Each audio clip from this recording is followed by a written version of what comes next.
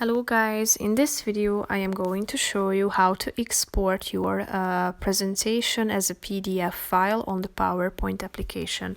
But first I just want to mention, don't forget to subscribe to my channel because at 10,000 subscribers I am going to show you my whole YouTube revenue statistics and growth strategy, how to make money online. So let's jump into it.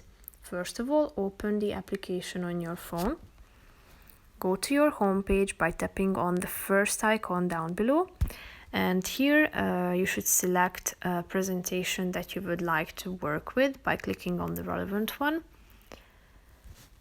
Now you should tap on this three dots icon in the upper right corner of the screen.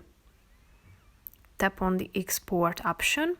And here you should select from these two options, such as Open Document Presentation or PDF File. Tap on the relevant one, and here you can rename your presentation if you want to do so, and then you can select from these storage options on my phone Files app, or you can add a new storage account.